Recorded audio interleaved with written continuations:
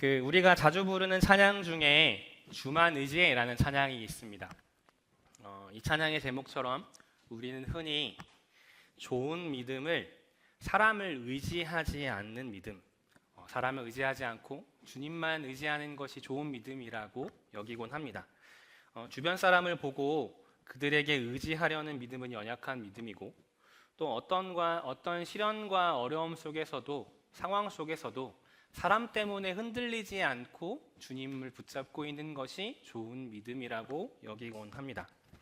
그래서 교회 안에서 봉사를 하면서도 사람 보고 하는 거 아니고 하나님 보고 해야 한다라고 말하곤 합니다. 저 역시 사람을 의지하는 것은 연약한 믿음이고, 믿음의 성숙이란 내 주변의 상황과 사람들의 어떤 반응, 그것의 영향으로부터 흔들리지 않는 것이 좋은 믿음, 그것이 믿음의 성숙이라고 생각했습니다. 제가 30대 초반쯤 신대원을 졸업할 즈음에 스스로가 평가하기에 저는 그쯤 나는 좀 이제 괜찮은 믿음을 가진 것 같다, 믿음의 성숙을 이룬 것 같다고 생각했었습니다. 신대원을 준비하며 1년 반이란 시간 동안 어떤 관계 없이 혼자서 독서실에 홀로 가서 성경만 보며 하나님을 깊이 연구한 시간이 있었습니다. 그리고 신대원에 들어와서는 한 학기를 마치고 바로 호주로 견습 선교사를 떠났습니다. 그 시간을 통해서 저 스스로가 많이 성장하고 하나님의 떠남 가운데 함께 하시는 역사를 경험하기도 했습니다. 그리고 돌아와서는 예기치 못하게 크게 좀 다리를 다치게 돼서 오랫동안 고생하며 낙심하고 절망을 경험하기도 했습니다. 이건 역시도 제가 좋은 믿음을 가질 수 있게, 단단해질 수 있게 해주었던 기회, 계기였다고 생각했습니다.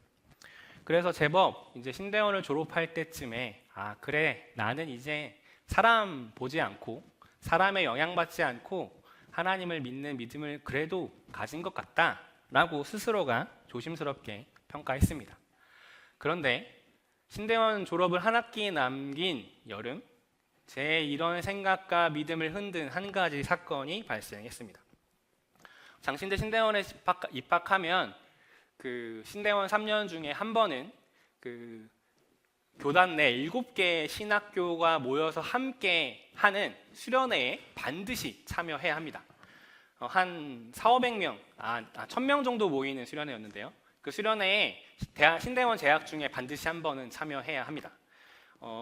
대개 그런데 1학년 때 이 수련회를 많이 참여합니다. 상대적으로 좀 여유도 있고 이제 막 동기들과 친해졌을 때 같이 수련회를 갑니다.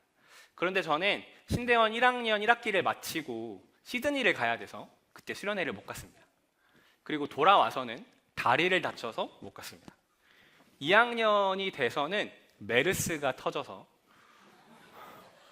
그래도 올 사람은 오라고 하고 안 올 사람은 안 와도 된다고 했는데, 저는 그 안 와도 된다는 게 수련회에 참석 안 해도 졸업을 시켜준다는 의미인 줄 알았는데 메르스를 뚫고라도 와라는 의미였습니다. 그때도 안 갔고, 이제 3학년 마지막 학기를 앞두고 이제는 안 가면 졸업이 안 되는 상황이 됐습니다. 그래서 어쩔 수 없이 거의 끌려가다시피 그 수련회에 참여했습니다. 앞서 말씀드린 것처럼 그 수련회에는 대부분 몇 학년이 참여한다고 했죠? 1학년이 참여합니다. 저는 3학년이에요. 저희 장신대만 해도 한 학년이 300명이거든요. 300명 중에 유일하게 3학년은 저 혼자였습니다. 7개 신학교가 모였다고 했잖아요. 한 몇천 명, 1000명이 넘는 숫자에 모였는데 제가 거기에서 아는 사람은 단 한 명도 없었습니다. 괜찮았어요. 왜냐면 제가 말씀드렸잖아요. 저는 나름 사람을 의지하지 않는 믿음, 난 주님만 바라보는 믿음을 가졌으니까 나는 뭐 1000명이 있든 10,000명이 있든 나는 그 안에서 주님만 예배하겠다, 이제 이런 마음으로 갔습니다.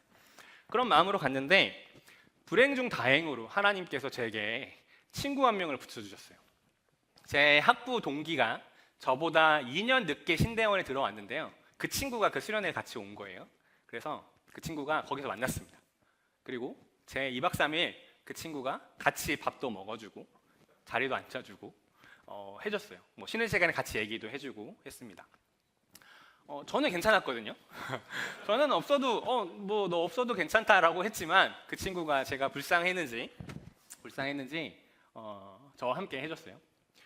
그렇게 이제 시간을 보내고 있는데 첫날 오리엔테이션이 끝나고 숙소 배정을 받아서 숙소에 갔습니다. 근데 거기서 예기치 못한 행정적인 실수가 있었어요. 제가 배정받은 방이 210호였습니다. 210호에 딱 들어갔는데 거기가 10명이 같이 쓰는 이제 큰 방이었어요. 들어가서 방을 쓰게 됐습니다. 방은 같은 학교 그 이제 이름 순으로 자릅니다. 그래서 제가 최니까 제 앞뒤 최, 황, 전 이렇게 같이 쓰는 거예요. 근데 그 그룹이 같은 반이기도 하거든요. 학교에서 이름 순으로 잘라요.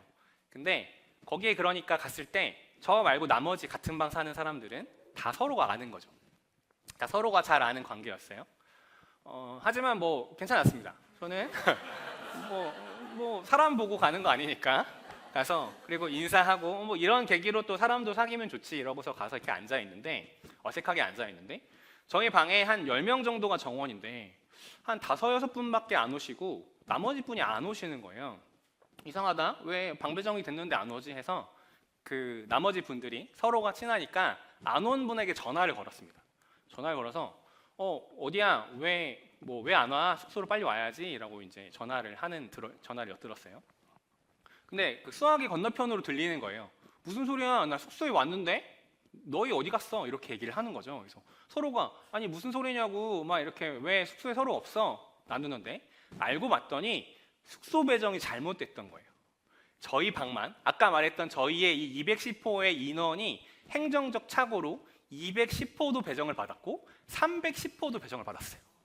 그러니까 나머지 절반은 얼뜻 보고 3층의 방에 갔었고 나머지 절반은 이제 먼저 본 2층에 와 있던 거죠.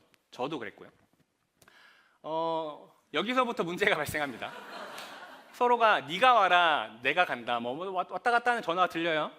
이렇게 제가 옆에서 듣고 있는데 그러더니 전화를 끊습니다. 그러고서는 뭔가 묘한 흐름이 생기기 시작했어요. 그리고 저를 빼고 나머지 분들이 서로 뭔가 이렇게 아이 컨택을 하기 시작해요. 그러더니 슬그머니 짐을 들고 다 일어났어요.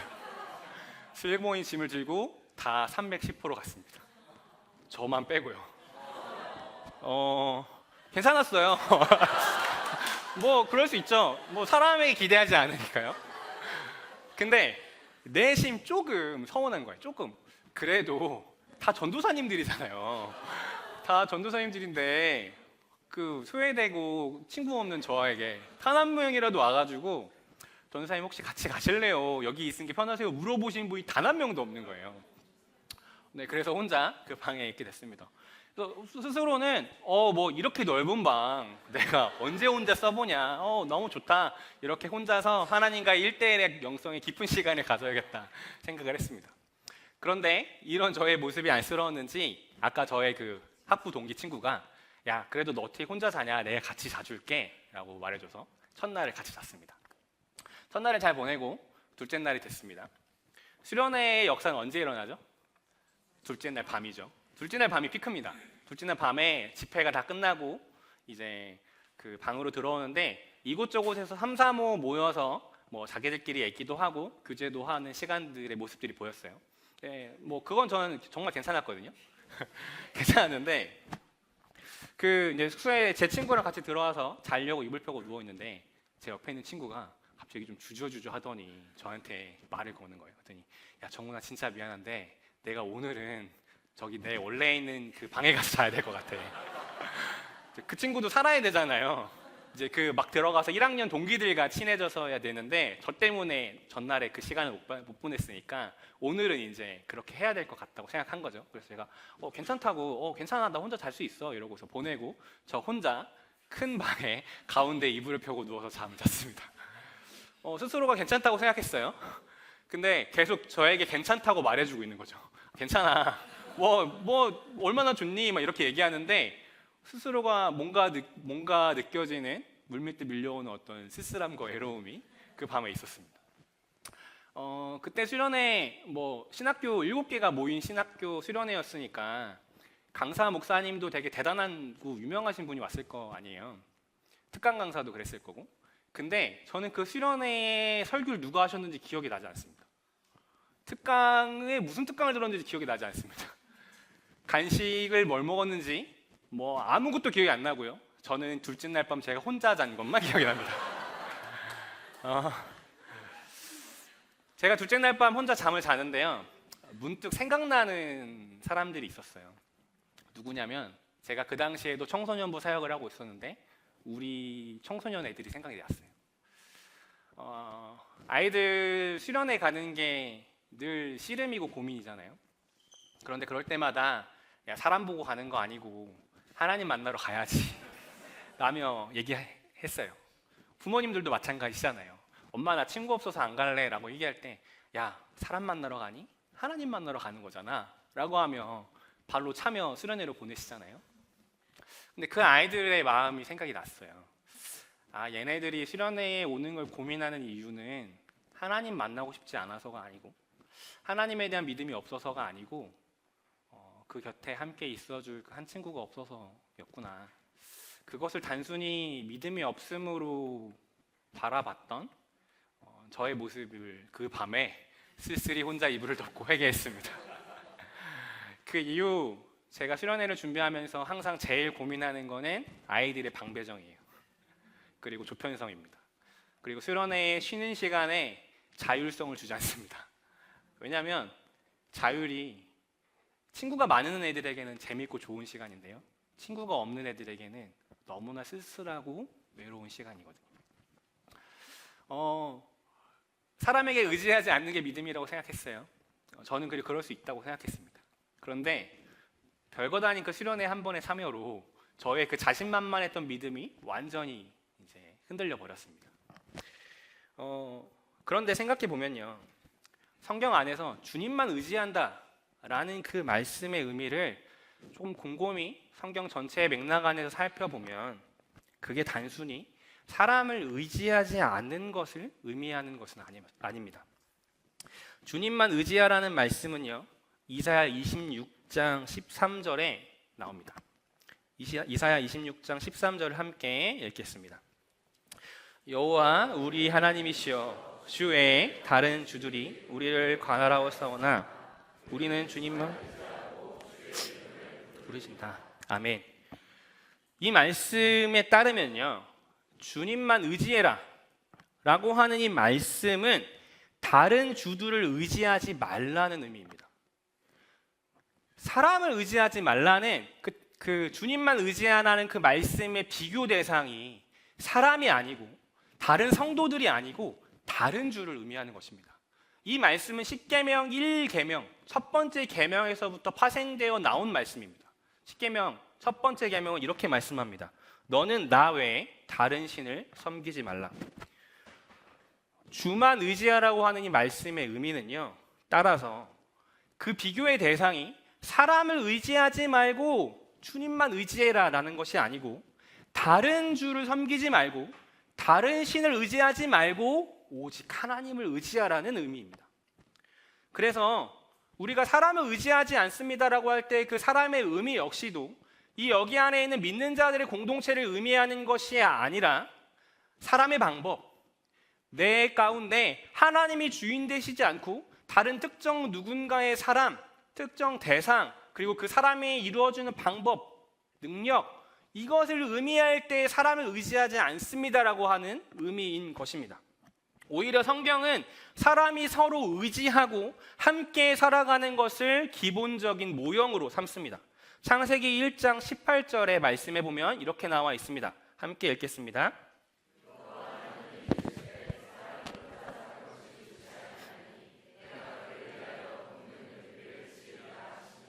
아멘. 사람이 혼자 사는 것이 좋지 아니하니, 이 말씀에 따르면 사람이 혼자 있는 것이, 혼자 서 있는 것이 하나님 보시기에 좋지 않은 모습이고, 사람이 더불어 함께 서로의 삶 가운데 도움을 주고 도움을 받으며 그렇게 의지하며 살아가는 것이 더 본래적인 하나님께서 창조하신 인간의 모형인 것입니다. 성도님들께 한 가지 질문하겠습니다. 오늘 교회에 이렇게 오셨는데요, 오늘 이 교회에 누구 만나러 오셨습니까? 하나님 만나러 오셨습니까? 맞습니다. 하나님 만나러 오셨죠. 그런데 저는 이거에 대해서 조금 더 도전적으로 답을 하자면 저는 사람 만나러 교회 온다고 생각합니다. 그 이유를 제가 설명하겠습니다. 3년간의 코로나 시기를 통과하면서 우리는 우리 신앙에 큰 변화를 경험했습니다. 이전까지 반드시 온 교회에 한 예배당에 모여서 예배하는 것이 예배다라고 우리는 그동안 배워왔고 그렇게 실천해 왔습니다.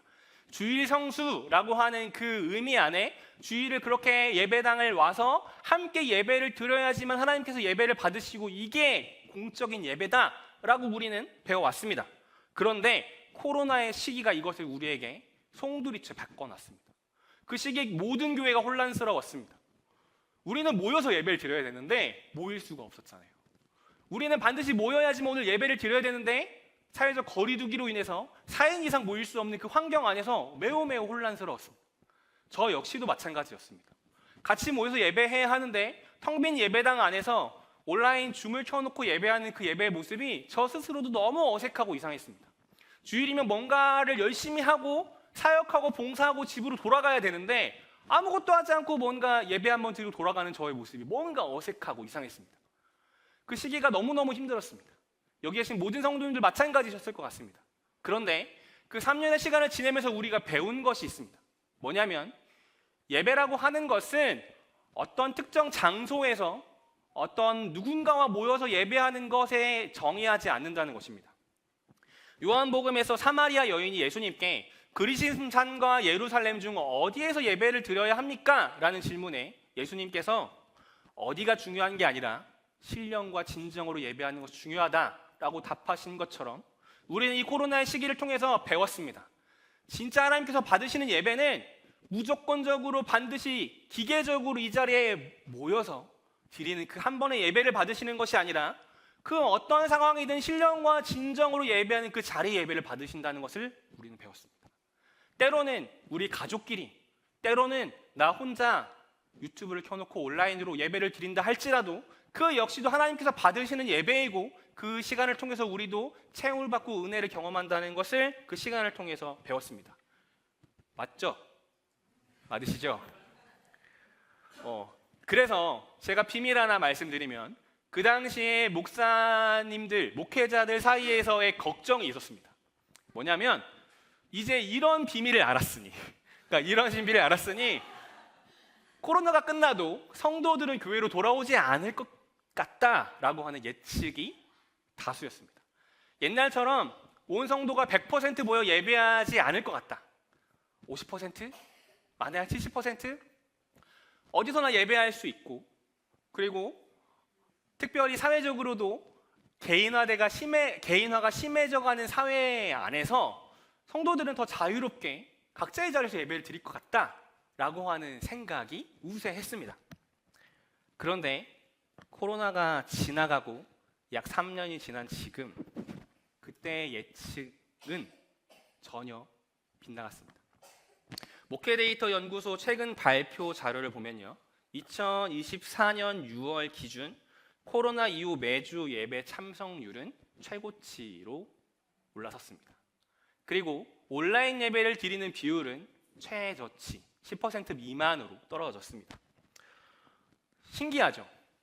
우리는 어디서나 예배할 수 있어요. 가정 안에서 예배를 드릴 수 있습니다. 지금도 온라인으로 예배를 드리시는 분들도 계십니다. 우리는 어디서나 예배할 수 있어요. 그런데 굳이 여기에 모였습니다. 1시간을 넘게 차를 타고 이 자리에 오신 분들도 계십니다. 우리는 그렇게 불편한데 여기에 모였어요. 왜 오셨습니까? 우린 더 이상 교회에 와서 예배해야만 하나님께서 그 예배를 받으신다고 하는 의무감과 부담감을 갖고 있지 않습니다. 코로나를 통해 우리가 벗어버리게 된 것은 예배에 대한 자유함입니다. 우리는 어디서나 하나님 앞에 진정으로 예배할 수 있습니다. 그런데 그런 자유한 모습으로 다시 우리는 이 자리에 모였습니다. 의무와 책임이 아닌 자유로움 가운데 우린 지금 모였습니다. 왜냐하면 함께 모여 예배하고 성도님들을 만나 교제하는 것이 좋기 때문입니다. 우리는 서로를 만나기 위해 이 자리에 모였습니다. 정확히 말하면 주 안에서 서로를 통해 하나님을 더 깊이 만나기를 원하기 때문에 이 자리에 모였습니다. 내 옆에 함께 기도하는 성도의 그 목소리, 삶을 나누는 그 순모임, 또 서로의 모습과 얼굴과 섬김을 통해 느껴지는 그 하나님의 은혜의 풍성함을 경험하기 위해 이 자리에 우리는 굳이 또 다시 모였습니다. 요한일서 4장 12절의 말씀은 이렇게 말씀합니다. 어느 때나 하나님을 본 사람이 없으되 만일 우리가 서로 사랑하면 하나님이 우리 안에 거하시고 그의 사랑이 우리 안에 온전히 이루어지느니라. 아멘. 성도님들, 이건요 부정적인 사건으로도 경험으로도 증명할 수 있습니다. 반대로 교회에 나오셨는데 교회 나오고 싫어질 때 있으시죠? 그때 누구 때문에 교회가 싫어지십니까? 하나님 때문에 교회가 싫어지십니까? 대개의 경우 하나님이 싫어져서 교회에 안 나오시는 분은 보지 못했습니다. 대부분 사람이 싫어졌을 때 교회에 나오기 싫어집니다. 앞에 설교하는 목사가 보기 싫을 때 교회에 오기 싫고, 마주하는 성도의 얼굴을 보기 싫을 때 교회 오기 싫어집니다. 누군가로부터 성도님들과의 관계 안에서의 상처받고 실망했을 때, 목회자로부터 실망했을 때 예배의 은혜가 되지 않고 교회 오기 싫어집니다. 그렇죠? 네. 저 역시도 이런 마음이 들 때가 있습니다. 보통 근데 이럴 때, 이런 마음이 드실 때 하시는 선택은 이거잖아요. 속으로 나 이제 순모임도 좀 안 하고 봉사도 좀 안 하고 그냥 예배만 드리고 싶다, 이런 마음. 어쩌면 이런 생각을 지금 하고 계시는 분이 계실지도 모르겠습니다. 저도 문득문득 그런 마음이 들 때가 있습니다. 2020년 연말에 제가 4년간 사역했던 교회 사역을 마치고요, 후임지를 정하지 않았어요. 정확히 말하면 굳이 다른 사역지를 찾지 않았습니다. 그 이유 중에 하나는 당시 그 친구들과 이제 제가 그 해에 한번 선교적 교회의 모델을 뭔가 해보고 싶어가지고 카페를 창업했는데 카페가 생각보다 잘 된 거예요. 그래가지고 친구들이 같이 한 친구가 꼬셨어요. 야, 이거 더 해보자, 더 전력을 해보자, 교회 사역 간두고 이거 해보자, 뭐 이렇게 한 그 권유가 첫 번째 이유였고요. 근데 이거보다 사실 더 내면적이고 중요한 이유는요, 관계에 대한 지침이 있었습니다. 사람에 대한 실망감이 저에게도 있었던 거죠. 그냥 교회 안에서 관계하는 거 싫고, 사람 만나는 거 싫고, 그냥 나도 그냥 목사 안 하고 그냥 예배만 드리고 싶다라고 하는 생각이 그 당시에 제 마음이었습니다. 그냥 그런 지침과 소진 속에서 그래서 굳이 뭐 내가 또 다른 사역지를 찾을 만한 어떤 에너지가 없었어요. 그래서 그냥 흘러가는 대로 흘러가자. 뭐 내가 이끄시는 곳이 또 다른 교회 사역지면 사역지고, 그게 아니고 카페에서 하는 일이면 카페고, 그냥 흘러가자라고 흘러갔는데, 그렇게 흘러가다 보니까 이제 그 다음에는 사역을 안 하고 1년을 쉬게 됐습니다. 그렇게 맞은 새해에 첫 주일 아내와 둘이서 식탁 앞에 앉아서 온라인으로 예배를 드렸습니다. 그 당시 제가 좋아하고 평소 존경하던 목사님의 교회에 온라인 예배를 드렸어요. 첫 주 예배를 드리는데 너무 은혜로운 거예요. 말씀이 너무 잘 들어왔습니다. 그래, 이거지. 역시 말씀이 너무 좋다. 이제 이런 생각이 들었습니다. 아무래도 사역을 하다 보면 주일날 그 예배에 온전히 집중하기 사실 쉽지가 않습니다. 계속 사역에 대한 부담감도 있고 신경 쓰이는 것들도 많다 보니까 자유롭지 못했는데, 그런 자유한 것들 다 내려놓고 자유롭게 예배를 드리니까 너무 마음 편하고 좋은 거예요. 그리고 저에게 주일은 뭔가 긴장되고 뭔가를 막 분주하게 하는 일인데, 해야 되는 날인데, 그 예배를 끝난 후에 저에게 더 이상 무언가 미션이 없잖아요. 예배가 끝난 후에 자유롭게 안식을 누리니까 너무 되게 어색하지만 좋았어요. 그렇게 만족하게 예배를 드렸는데 한 3개월쯤 지났습니다. 어느 날 제 마음 가운데 이런 마음들이 올라오는 거예요. 다시 교회 가고 싶다. 다시 교회를 좀 사역지를 찾아야 되나? 라는 고민이 막 들어오는 거예요. 근데 그런 고민을 하는 저의 모습이 싫었어요. 왜냐하면 뭔가 평생 모태신앙으로 교회 굴레 안에 살았는데 이 관성이 나를 또다시 끌어당기는 건가? 내가 교회를 다시 가고 싶은 이유가 내가 목회자로서의 사명, 아니면 그 안에서의 특별한 하나님 나라에 대한 비전 이런 거 아니고, 그냥 내 평생 동안 내 삶을 둘러싸고 나를 있었던 그 공간이 교회였기 때문에 또다시 그 익숙한 공동체로서 관성적으로 나를 끌어당기는 건가? 라고 하는 고민이 막 들었습니다. 그러고 그런 모습이 좀 실망스러웠어요. 왜냐하면 나름 하나님 나라라고 하는 것은, 하나님 나라를 살아간다고 하는 것은 주일날 이 교회 안에서의 삶이 아니고 이거보다 6일간의 세상 가운데 어떻게 살아가는 것이 더 중요하다라고 알고 있었고 그것에 설교해 왔습니다. 그런데 마치 내가 이 6일을 충만하게 살지 못하니까 내가 또다시 익숙하고 잘 알고 있는 그 방식과 모습으로 다시 되돌아가려고 하는 거 아닌가? 라는 생각이 막 들었어요. 그래서 뭔가 패배감도 들고 뭔가 막 마음이 괴로웠습니다. 그렇게 해서 그 해의 연말까지 그런 괴로움과 씨름하며 나머지 한 해를 보냈습니다. 기도하면서 하나님 이게 무슨 말씀이고 무슨 의미일까라고 기도하고 물었는데도 해결되지가 않았어요. 그렇게 연말이 왔습니다. 고민하고 고민하던 그 중간에 12월 셋째 주 주일 밤 고민하다 높은 뜻 우신교회를 만났습니다. 어떻게 해야 하나요, 하나님? 아무런 답이 없으신 거예요. 근데 이제는 뭐 이유고 뭐고 그게 중요한 게 아니었어요. 나 다시 교회로 가야겠다. 왜냐하면 그래야 살 것 같았어요. 이유를 찾지 못했는데 뭐 내 믿음이 부족한 문제 그래도 오케이. 근데 내가 그냥 이대로 있으면 뭔가 더 괴로워 미칠 것 같은 거예요. 그래서 교회로 돌아가야겠다. 근데 하나님 기왕 갈 거 좋은 교회로 좋은 교회로 주세요. 갈 수 있게 해주세요라고 기도했어요. 12월 마지막 주잖아요. 그날 주일 밤 우신교회를 만났습니다. 그리고 뭐 고민하지 않고 지원을 했어요. 답을 찾아서 지원한 거 아니었거든요. 그냥 살고 싶어서 지원을 했습니다. 그리고 나서 그 다음 해가 돼서 우신교회 와서 예배를 드리는데요. 숨이 쉬어지는 것 같았어요. 그 7개월 동안 그 답답했던 마음이요. 뭔가가 풀어지는 거예요. 그 이유는 내 평생 동안 익숙했던 공간으로의 관성적 끌어당김, 내가 익숙한 공간으로 다시 돌아왔기 때문 그건 아니었습니다. 제가 이 자리에 와서 이 공동체에 와서 다시 숨이 쉬어질 수 있었던 건요. 여기 계신 사람들 때문이었어요. 우리 목사님들, 우리 사모님, 그리고 우리 간사님, 다른 성도님들 때문이었습니다. 요즘 저희가 감사 사연을 하나씩 하고 있잖아요. 내 삶에 감사한 게 무엇일까로 보면 감사할 게 없는 거예요. 상황과 환경은 제게 감사할 게 없더라고요. 그런데 감사한 사람이 있냐고 물어보면 감사한 사람이 너무 많았습니다. 제가 첫 해에 다 아시겠지만 저 빼고 다 목회자들이 광성에서 오랫동안 숭이 때부터 10년 넘게 관계해 오셨잖아요. 저는 이제 처음 왔고요.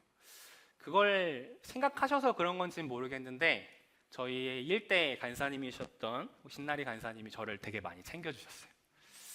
항상 격려해 주시고 잘했다고 칭찬해 주시고 응원해 주셨어요. 내색하지 않았지만 제 안에 나도 모르는 외로움의 자리가 보였는지 항상 그 자리를 채워주셨어요. 그리고 오자마자 코로나 때문에 저는 이 교회에 아는 성도님, 집사님 아무도 없고 혼자서 틴즈누리 온라인 예배를 드려야 하는 막막함 가운데 있을 때 우리 이신호 집사님께서 매주마다 저를 보살펴 주셨어요. 매주마다 제가 묻지 않아도 제게 와서 목사님 오늘 틴즈누리 예배 어떻게 드렸나요? 잘 드렸나요? 어려움은 없으셨나요? 라고 매주 물어보시는 거예요. 그분들의 섬김과 사랑이 저를 숨쉬게 했습니다. 그 외에도 많은 성도님들을 생각하면 성도님들 때문에 감사가 있습니다. 저희 아내가 여기에 아무도 없이 사모란 이름으로 처음 왔을 때 우리 나임이가 너무 어려서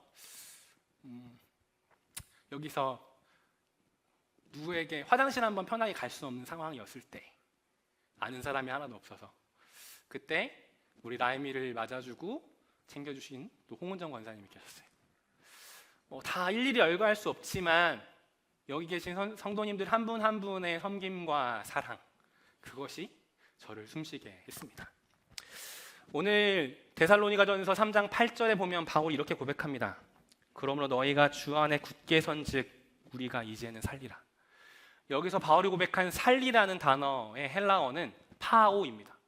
파오는 산다는 뜻 외에도 숨을 쉬게 한다, 생명을 얻었다 라는 의미를 갖고 있습니다.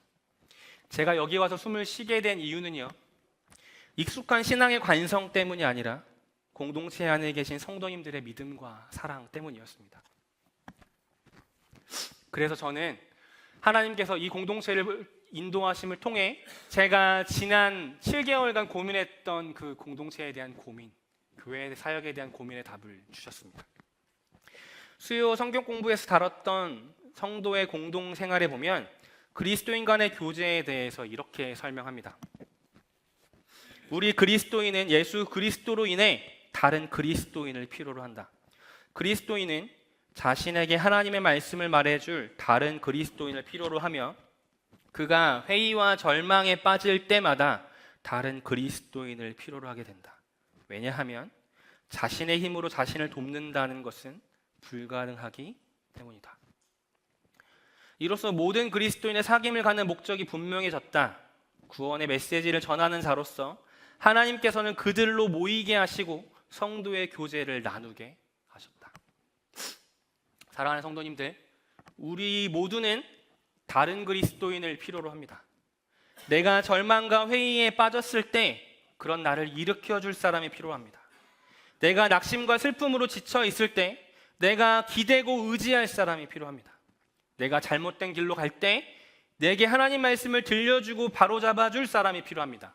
왜냐하면 우리 모두는 자신의 힘으로 자신을 도울 수 없는 연약한 자이기 때문입니다. 믿음이 없기에 사람을 의지하고 사람에게 영향을 받는 것이 아닙니다. 사람을 의지하지 않아도 스스로가 설 수 있다, 믿음을 지킬 수 있다는 생각이 도리어 하나님을 믿지 않는 것입니다. 왜냐하면 우리는 연약한 자이기 때문입니다. 우리는 연약한 자이기 때문에 신앙생활을 10년 하든 30년 하든 50년 하든 그게 장로든 목사든 안수집사, 권사든 하나님을 의지하지 않으면 한순간도 설 수 없음을 고백하는 것이 우리 그리스도의 신앙입니다.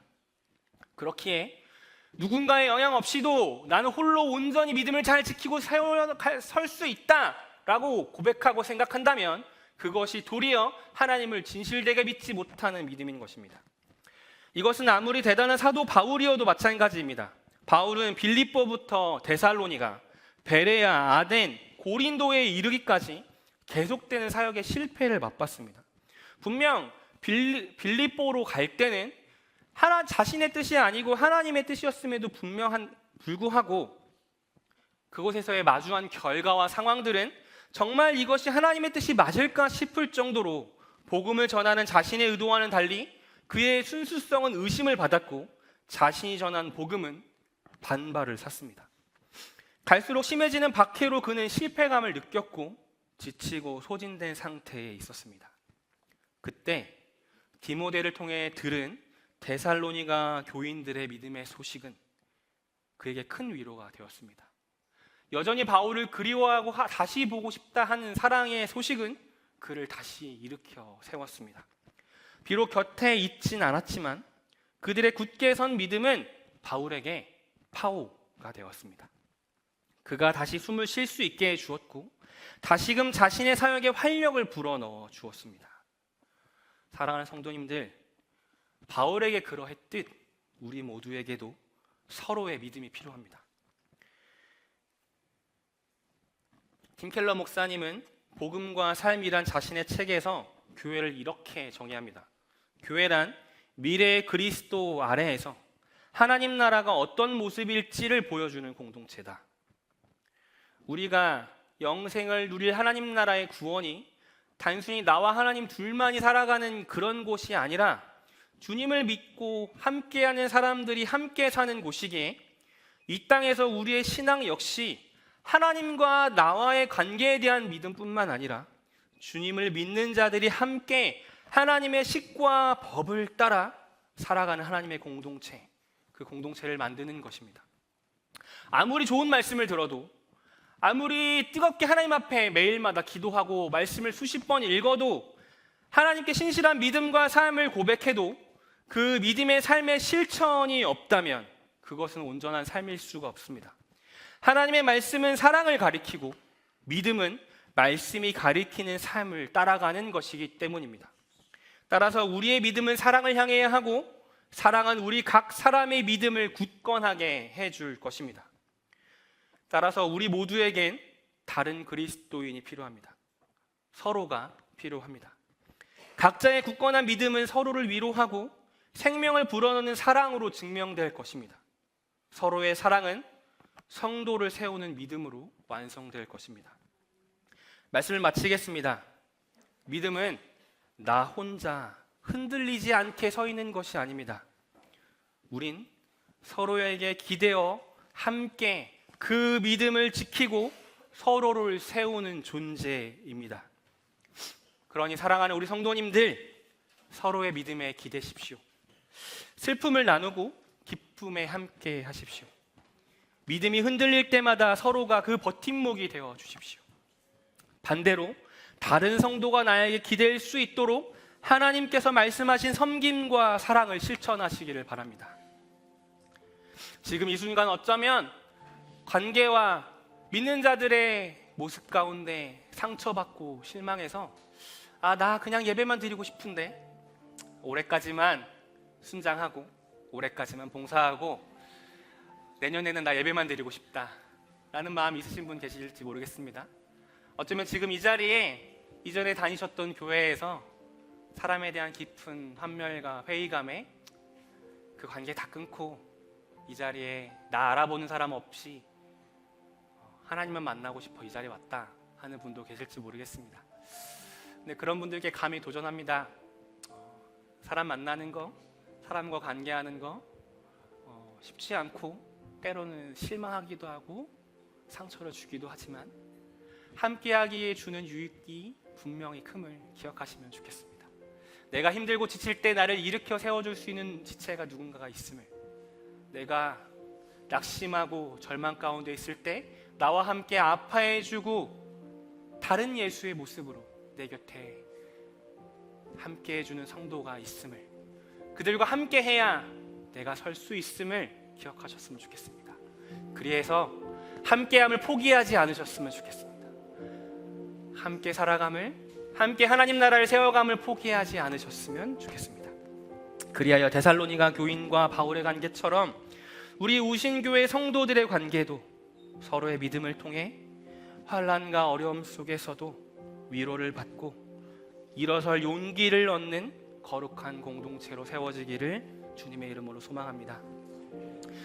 7절 8절의 말씀을 마지막으로 제가 한 번 더 읽고 말씀을 마치겠습니다. 이러므로 형제들아, 우리가 모든 궁핍과 환난 가운데서 너희 믿음으로 말미암아 너희에게 위로를 받았노라. 그러므로 너희가 주 안에 굳게 선즉 우리가 이제는 살리라. 데살로니가 전서 이 말씀이 오늘날 저와 여러분의 고백이 되길 원합니다. 이것이 우리 높은 뜻 우신교회의 고백이 되기를 소망합니다. 주신 말씀 기억하며 함께 찬양하겠습니다.